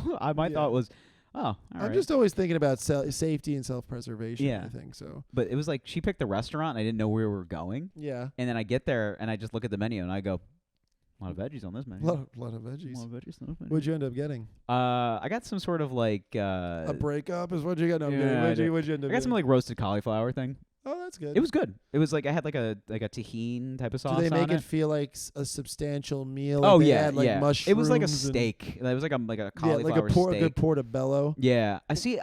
That's the thing is like I like that stuff. Yeah. I love a roasted or like if there's like cauliflower wings on a menu, I will almost You'll do it. I'll get those almost more than I would just like a regular chicken wing. Yeah.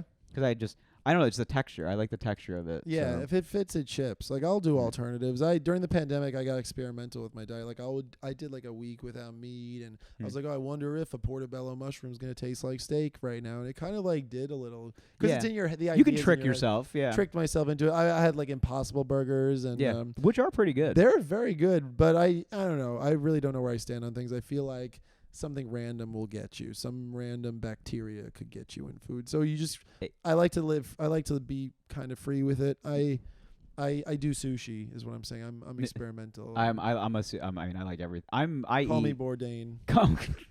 R.I.P. to the god. Do you ever read Kitchen Confidential? Yes. Great book. So good. Makes me want to cook. He as an individual, so much more trouble than he would have let on.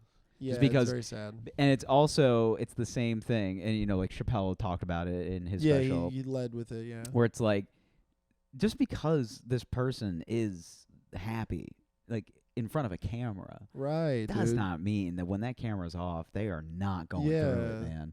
No, of course. know? I mean, that's why, it's like social. We have it as a front. And it could be genuinely how you're feeling, or it could, like, I always look at people, I'm like, I just hope they're doing well no matter what they're presenting to the world. Sure. Like, I want people to feel good. Cause I think you have a much more optimistic point of view than I do. I think I'm a little more pessimistic. You want less people to feel good? Not necessarily. I have a lot of... Okay. I wouldn't say I feel you. I wouldn't say it that way, but there's some phoniness out there. There is. And I see a lot of people that like really turn it on. Yeah. And I see that and I go, that doesn't feel like that's a genuine emotion. Of course. But I also more and more don't begrudge people for doing it, because if they're in entertainment especially, it's like I notice when I heighten my energy, it just looks like a normal person's energy on camera sometimes. Yeah. Like right now, I'm okay. Like as I'm talking to you in this moment, I feel like okay about my energy. Yeah. But there are definitely times in this podcast where, like, not to be too in my head about it, but like I am. But like earlier on, like if I was reacting to stuff you were saying, I'd be like, yeah, just like this, like yeah.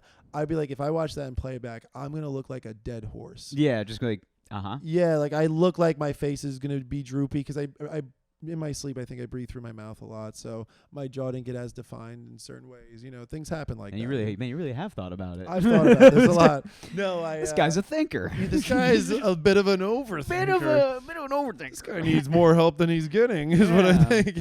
But nothing will go over this guy's head. He's already thought about it. Yeah, but overall, no, I agree with you. Like, no, phoniness can be a turn off. But yeah, and I don't judge people on the social. In person, I'll judge phoniness harder. And that's more like on a phone or like on social media. I think it's a part of the act. So I'm like, okay, that's fine. You're playing a character. But in person, yeah. But then I see some individuals that I'm like, that's turned up to right. That volume is way too loud. Yeah, especially when it's patronizing to you. Like it is a little. There's bit. a guy he's nice to me on paper, but it feels like I could see, but behind his eyes, he's like, I kind of don't want to give energy to this guy, but I'll like do it for a minute. And sure, and I'm like, he doesn't even need to give me any of this. I don't want this. Yeah, I don't want it like that. And that's a little bit of respect, and that's a good thing. I think you should be respectful of anybody in those situations. I respect that part of it. And I think I totally agree with you. And it's just a matter of perception of the situation. Like I feel like you walk into any room, there's inevitably going to be a person in that room that is going to rub you the wrong way. It's just it's the law of averages, basically. Right. They might not even be a person that is that big of a part of your life. They might just be a person you see and you're just like, I don't know if the vibe works with us. Yeah, like, chemical portions of your brain are telling you like it's not always justifiable. You just don't want it. And listen, I've been the recipient of it, and I've probably been the giver of it a little bit. Sure. I really try to like make most people feel welcome. I overdo it a little, but like, yes, we have that. Yeah. Well, the acceptance aspect, and I'm guilty of it more often than not. Like, it's just I want to feel that sense of camaraderie by some facet in some way, you know. Yeah. Just trying to figure out my place in the world, basically. Yeah, well, I think you're doing a good job of it. I'm trying. Aren't we all just trying? We are, and if you ain't trying, you're out there dying. So yeah, well, we are anyway. But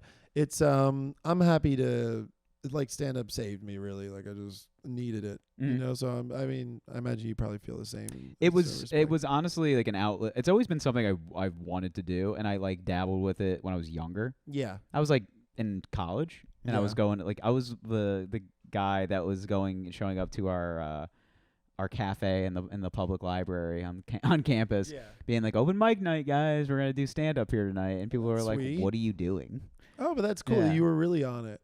Well, I did it for like 3 weeks, and I was like, well, no one's coming. So you got discouraged? Yeah. Well, I got discouraged, and also I was like 19, and I was in a fraternity, and I was just like, well, I mean, if we're not gonna do stand-up comedy, we can go party. We can do that at least. So easy distractions. So partying was good. Yeah, but then when you graduate, you get a little more centered. Again, a little bit more centered. And you know what you want. And then I grew up, and I've got. I've lived a full life. I'm in my early 30s. I'm not by any means a grizzled old man, but you're young. I'm young by the standards of age, but I've done all of the life things that you could do, really. Like I've owned a home. I've actually bought a house. I've owned a home. Where? Back in Syracuse. Oh, nice. I owned a home. Do you still own it? No. Okay. Sold it. Helped me get to the city. Good for you.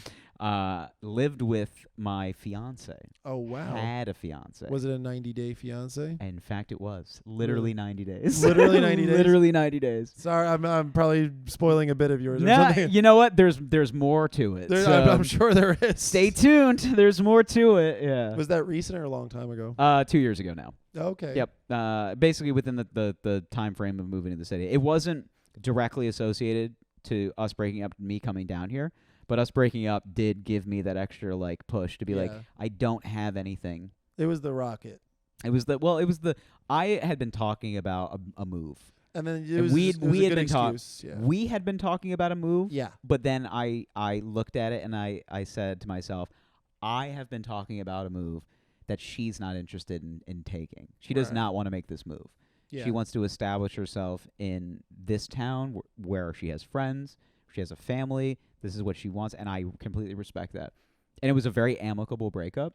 I can't say I have nothing bad to say about her. That's great. She's a great person. No, that's nice. It's nice when that happens. That's she was I've she was a good person. Much, we had no. This is I guess the only aside that I'll tell about like the breakup is. When we sold the house, you have to go in and like go to a real estate lawyer and like fill out the paperwork and stuff. And we got there and we're finalizing our paperwork. And the lawyer looks at the both of us and he's like, there's no deed for a second home. Are you guys not buying another house together? And we're like, no. And he's like, oh, so you're just selling this and renting? And my ex is like, we're breaking up. Yeah. And he's like, oh. He goes, usually when people come in here and they're divorcing or whatever, they're not this nice. Yeah. You guys are really nice to each other. I was like, yeah, dude, I don't hate her. Right. She's a good person. It's not working out. We're just not, we're not mixing right now. So, yeah. That's all right. But you're mixing in the New York comedy community. I'm trying. Like dude, I said. No, I think you're doing good things. And I got to be cool about it. I got to chef it up. Chef Zachy with the pot boy, you know. If you know Ah. Drake or Steph Curry, I just made a big cultural reference. Yeah. Anyway, I think we should wrap up because my voice is going away. And we covered a lot of good ground, though, I think. I think we did, too. I feel... I appreciate you coming on. I feel comfortable about where we're leaving this. Me as well. Yeah, I feel like... a nice little divorce talk. I was going to say... or broken engagement. Sorry. Yeah, ladies. Ladies, Zach. I'm chilling right now, but just Zach, go for Zach. Yeah. I'm married to the podcast and comedy. Right I am now. married to the game for sure. But he's married to the game, but he'll marry you too. I will marry. Listen, I don't have fear of commitment. He doesn't have fear of commitment. I can do it. He committed. Listen, I told him to be here at 7. He was here 6:58. Yeah. Probably. I think it was here exactly at 6:58. Yeah. Well, I'm an only child. I yeah. remember these things. Also, I do have a car. Other comedians. He has a car. Other comedians and Anybody women need to go take a drive in the tri-state area? to his show. Like Got you. It's like forget the women. I need You want comics to go to know I have a Massachusetts? car. I got you. Yes. I guess want to do those packed rooms. Let's do it, baby. Yeah. But Zach, thanks for doing this so much. Yeah. Let's plug. I said you want to plug the socials. Yeah, plug. Sure. So, what's your Instagram? I'm at Zach K Comedy on everything. Now. Zach K Comedy on everything. Yeah. So, and then I got some. I'm doing some shows actually in Syracuse at the end of September. Yeah. All of the tickets are in my bios of my Instagram, Twitter, all that stuff. X, whatever. Please buy the tickets. The shows are great. I've been going up there for a few months now. They're awesome. They've been selling out. So please grab the tickets because we want you to be there. So please come. Yeah. Guys, follow Zach. Go to his shows. Zach, thanks for doing it. Yeah. This has been episode 2. Thanks, man. Had a good time. All right. That was Zach Koscuik. That was me, and that was the episode, guys. Thank you for tuning in. Please, as everybody says, like, review, subscribe, give it a positive, energetic tone on the internet, what have you. I appreciate any love and support this gets. Yeah. Thank you for listening. Keep the train moving. I'm up with Anthony Santino because that's who I am. Maybe you are too. I hope you have a great rest of the day. And just remember, you are amazing. Probably.